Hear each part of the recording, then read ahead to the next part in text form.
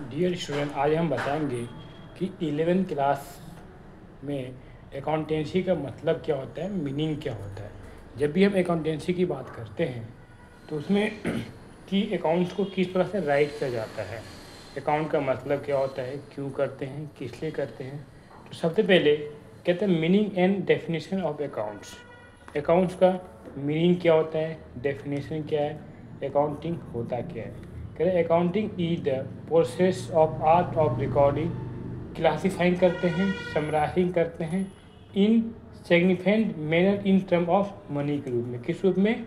Money के रूप में। मतलब हम जब भी अकाउंटिंग की बात हम तभी करते हैं जहाँ पे मनी का शामिल होना जरूरी है। अगर मनी नहीं है, विदाउट मनी हम अकाउंटेंसी नहीं कर सकते।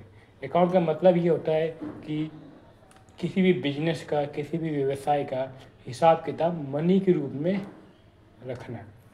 And evidence which are in part at least a financial character. क्या होना चाहिए? फाइनेंशियल करेक्टर होना चाहिए, मतलब वित्तीय लेन देन होनी चाहिए।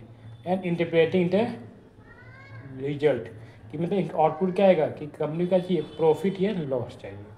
इसलिए कहा गया कि accounting is the process of art of recording, classifying and summarising in a significant manner in term of money. Money के रूप में क्या जाता है, सिस्टमेटिक रिकॉर्ड किया जाता है।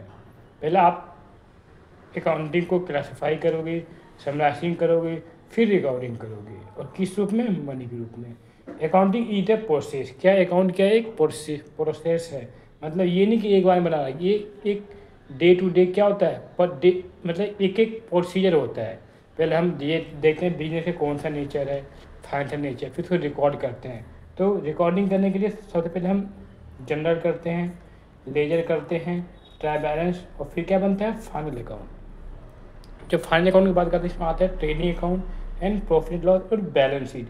बैलेंस शीट का मतलब होता है ये बिजनेस की फाइनेंशियल पोजीशन को बताता है कि बिजनेस की जो फाइनेंशियल पोजीशन कैसा है, कंडीशन है। इसी ब्याह पे यदि आप कहीं से आप बिजनेस को लोन लेने की जरूरत पड़ता है तो वो बैलेंस शीट को दिखा के ही बैंक से लोन लेते हैं। अब बात करते हैं समराइजिंग, मतलब journal, ledger, trial balance, final account बनाया जाता है। फिर आता है रिकॉर्डिंग। रिकॉर्डिंग की जब हम बात करते हैं तो इसमें cash book, purchase, sales, purchase return, sales return, bills payable, bill receivable और जनरल। मतलब जब कुछ जो कैश बुक है तो वो कैश की एंट्री होगी, परचेज बुक में उधार की एंट्री होगी, सेल्स बुक में सेल्स की एंट्री होगी, और परचेज रिटर्न मतलब कोई माल डिफेक्टिव बात हम क्या करते हैं, वापस करते हैं, इसको बोलते हैं डेबिट नोट। जब हम माल सेल करते हैं, माल वापसी आ जाता है तो उसे क्या बोलते हैं? Credit note. इसे सेल्स रिटर्न बुक में एंट्री करते हैं। फिर आता है बिल्स पेबल। जब हम माल को क्या करते हैं, उधार में गुड्स को परचेज करते हैं बिजनेस में, तो क्या बनते हैं हमें? Bills payable. जब हम किसी को उधार में माल बेचते हैं उसे क्या बोलते हैं? Bill receivable. ये हमारे लिए लायबिलिटी होती है और ये हमारे लिए क्या होती है? एसेट होती है।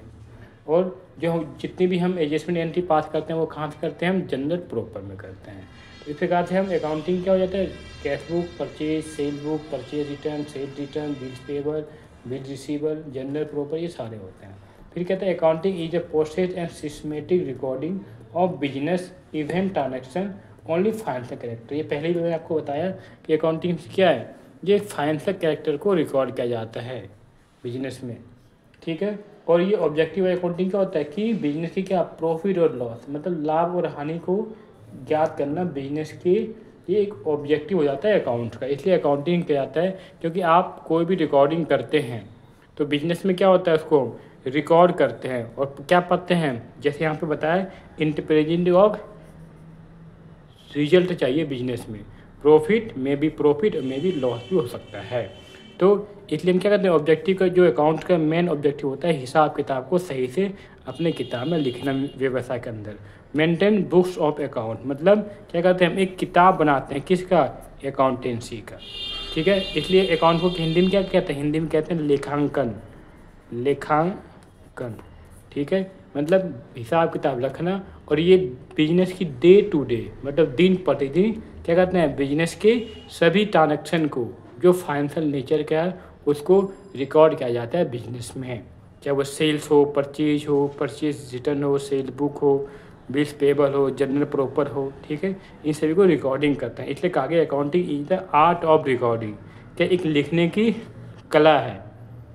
और किस रूप में फिर समराइजिंग करते हैं और फाइनेंशियल नेचर में लिखा जाता है। मतलब वित्तीय लेन देन में, बिजनेस के अंदर वित्तीय लेन देन की जितनी भी चीज़ें होते हैं, एक्टिविटी होती है, उन सब क्या करते हैं अकाउंट में लिखने को ही क्या करते हैं रिकॉर्डिंग, समराइजिंग, रिकॉर्डिंग। और फिर क्या बनता है उनका आउटपुट आता है। आउटपुट मीन्स बिजनेस में प्रॉफिट होगा या लॉस होगा, ठीक है। इसी प्रकार आज का ये जो टॉपिक है कि बेसिक इन्फॉर्मेशन अकाउंटेंसी क्या होता है, ठीक है। अब है कि अकाउंटेंसी हर कोई बच्चा बचपन से ही करता है। वो अलग बात है कि उनको 11th 10th के बाद उनको जब कॉमर्स स्ट्रीम लिया जाता है, क्या लेते हैं कॉमर्स। तो कॉमर्स मतलब जो बिजनेस में, जो बच्चा बिजनेस एक्टिविटी में जाना है, जो बैंक में काम करना चाहता है, वर्क करना पड़ता है किसी HR डिपार्टमेंट में, कोई कंपनी में, तो उन्हें कॉमर्स के नॉलेज में, कॉमर्स का मतलब क्या होता है वाणिज्य व्यापार, जहाँ पे सेल परचेज, चाहे वो बिजनेस गुड्स हो या सर्विसेज को सेल परचेज किया जाता है, ठीक है। तो वहाँ पे कॉमर्स का यूज काफ़ी ज़्यादा किया जाता है। और बिजनेस की प्रॉफिट या लॉस को हिसाब के रखने के लिए क्या करते हैं कि किस पार्टी से कितना पैसा लेना है, कितना देना है, उसे क्या बोलते हैं डेटर और क्रेडिटर, ठीक है।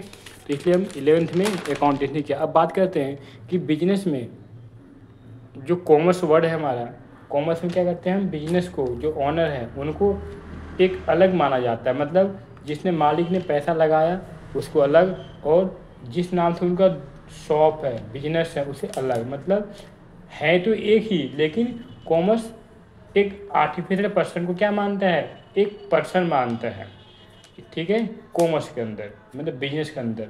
और जैसे कि मिस्टर रामलाल हैं, इन्होंने क्या किया बिजनेस में पैसा लगाया, बिजनेस का नाम क्या था मिस्टर एक्स, तो कॉमर्स इनको भी एक पर्सन मानता है।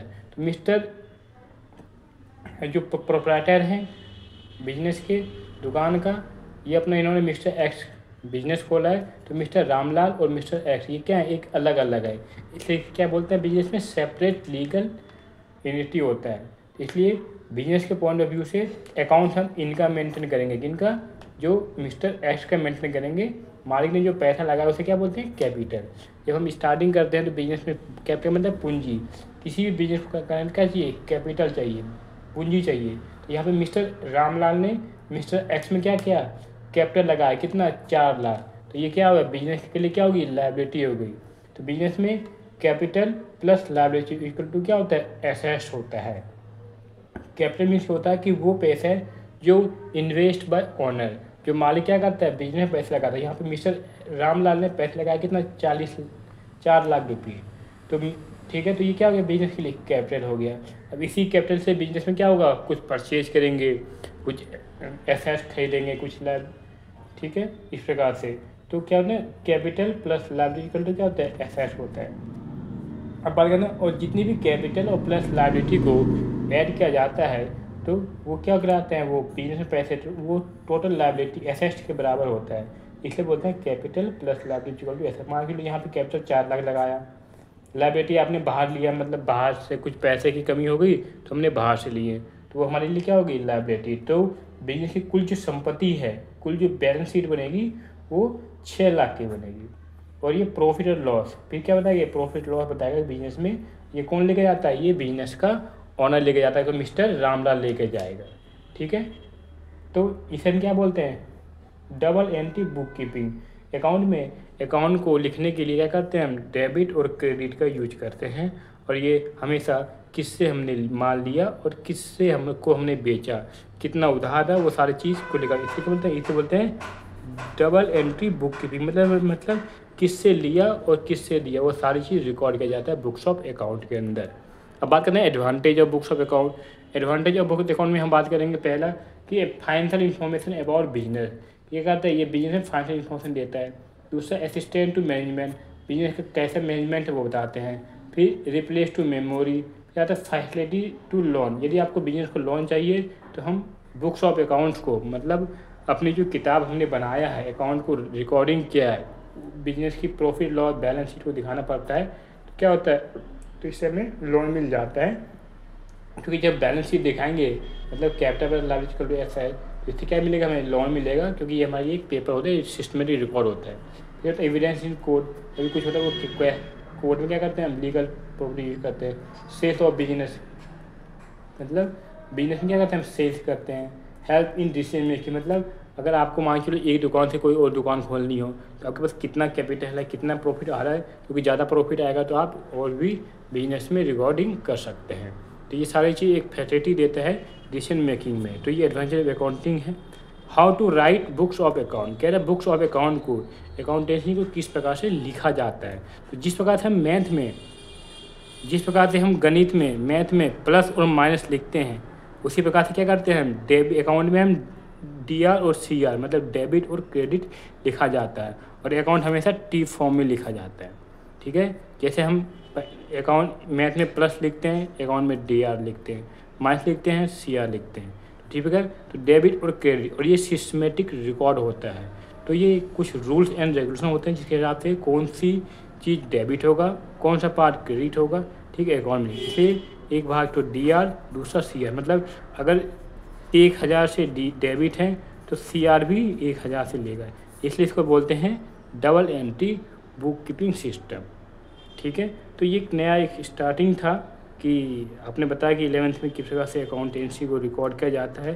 ठीक है, तो अकाउंट कितना भी आप किसी भी हाई लेवल पर चले जाइए, 11th का अकाउंट हमेशा एक काम आता है। किस प्रकार से डेबिट और क्रेडिट, कौन सा चीज़ डेबिट होगा, एसेट लायबिलिटी, यही चलते हैं capital plus liability equal to asset. तो आई होप मुझे आपको समझ में आई होगी। अगर वीडियो पसंद आया हो तो आप लाइक करें, कमेंट करें, शेयर करें, ताकि मैं आगे और भी न्यू वीडियो बनाता रहूं और अपलोड करता रहूं। थैंक यू, धन्यवाद।